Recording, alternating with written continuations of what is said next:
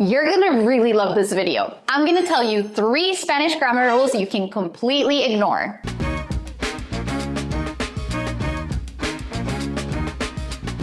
Hola amigos, soy Adriana. Look, I know grammar is important, but not every rule you learn in class is a must or must follow. Sometimes Spanish teachers focus on making things correct rather than the realistic everyday speaking, right? Which is what we want. So today I'll show you 3 rules you can stop obsessing over and what actually matters when speaking Spanish. Let's get into it. Número 1. You don't need to always include subject pronouns. In Spanish class, you might have learned yo tengo un perro. I have a dog. Nosotros vamos al cine. We're going to the movies. Technically correct, but native speakers don't always include the subject. Why? Because Spanish verb conjugations already tell you who is doing the action. So instead of saying yo tengo un perro, you can just say tengo un perro. Instead of saying nosotros vamos al cine, you can say vamos al cine. Sounds way more natural, right? So when should you use pronouns? You'll want to use them when you need to emphasize something. Yo quiero café, no té. I want coffee, not tea. Or when the subject isn't obvious. Ella tiene 2 hermanos. Él tiene 3. She has 2 brothers, he has 3. Otherwise, drop them. Your Spanish will sound way smoother. Número 2. You don't need to rely on muy and mucho for everything. Spanish teachers love teaching muy, very, and mucho, a lot. But relying on them too much can make your Spanish sound robotic. Instead of está muy cansado, he's very tired, just say está agotado. He's exhausted. Instead of tengo mucho frío, I'm very cold, say me estoy congelando. I'm freezing. Using stronger, more natural words make you sound more fluent and expressive. And don't worry, muy and mucho are fine. Just don't overuse them when better words exist.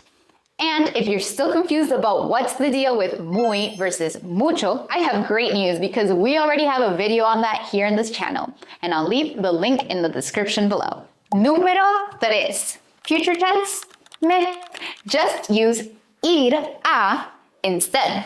You might have learned mañana viajaré a España. Tomorrow I will travel to Spain. But in casual Spanish, native speakers rarely use the future tense like this. What do they say instead?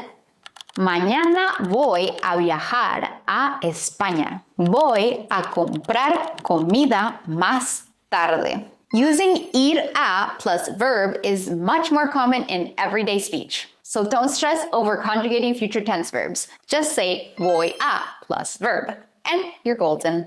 And this is why real-world Spanish is so much different from textbook Spanish. If you want to learn how to speak naturally without getting caught up in these outdated rules, Spanish55.com is the place for you. With certified one-on-one coaches, you'll learn the Spanish that people actually speak. And guess what? Your first lesson is free. No strings attached. The link is in the description if you want to check it out. Now, let's quickly recap these rules. The 3 grammar rules you can ignore are subject pronouns, optional. Drop them unless you need emphasis. Muy and mucho, overrated. Use stronger words instead. Future tense, forget it. Ir a plus verb sounds way more natural.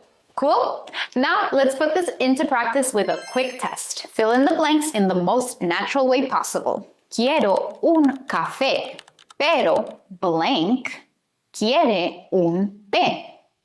I want a coffee, but blank wants a tea. Estoy blank después de trabajar 12 horas. I'm exhausted after working 12 hours. Mañana blank a visitar a mis amigos. Tomorrow I'm going to visit my friends. Drop your answers in the comments. I'll be checking. And before you go, have you ever wondered what could happen if you worked one-on-one with a Spanish tutor? In Spanish 55's podcast, Conquering Spanish, Interviews with Learners, we talk to real students who made that exact decision. Each episode shares their journey, the challenges, the wins, and just how much progress is possible with personalized coaching. It's inspiring, it's motivating, and you don't want to miss it. The link is also in the description. And that's it for today. I hope this lesson helps you stress way less about grammar and focus more on speaking naturally. Let me know in the comments which Spanish rule has confused you the most. See you next time. Hasta luego.